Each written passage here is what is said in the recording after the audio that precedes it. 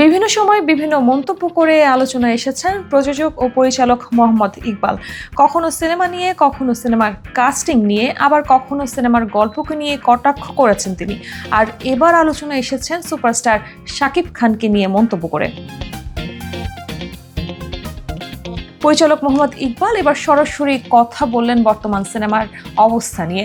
তার মতে মোবাইল ও ডিজিটাল প্ল্যাটফর্মে এখন হলিউড বলিউডের সিনেমা সহজলভ্য হওয়ায় বাংলা সিনেমার দর্শক প্রবণতার পরিবর্তন এসেছে। ফলে গতানুগতিক ধারার ছবি দিয়ে আর দর্শক টানা সম্ভব নয়। এক সাক্ষাৎকারে ইকবাল বলেন, এখন সিনেমা বানানোর আগে অনেক চিন্তা করতে হয়। যদি ছবির পার্থক্যের আগেই বলে দিই তাহলে দর্শক হলে কেন যাবে। শাকিব খান প্রসঙ্গে প্রশ্ন উঠতেই ক্ষোভ প্রকাশ করে তিনি বলেন, মেগাস্টারকে এসব ফালতু কথা আমার সামনে বলবেন না।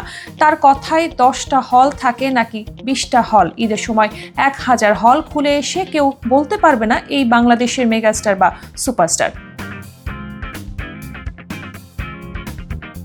বাংলাদেশি সিনেমার অবনতির কারণ নিয়ে ইকবালের মন্তব্য, যদি বাংলা সিনেমার ভালো অবস্থান থাকতো তাহলে সিনেমা হল বাড়ত, কিন্তু এখন তো কমেছে।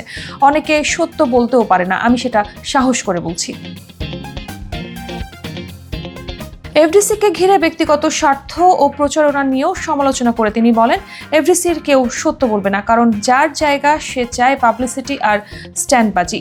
এখন দর্শকও সেটা বুঝে গেছে। প্রসঙ্গগত, মোহাম্মদ ইকবাল অনন্ত বর্ষাকে নিয়ে নির্মিত কিল হিম সিনেমার মাধ্যমে পরিচালক হিসেবে অভিষেক করেন। ছবিটি মুক্তির পর বেশ প্রশংসিত হয়।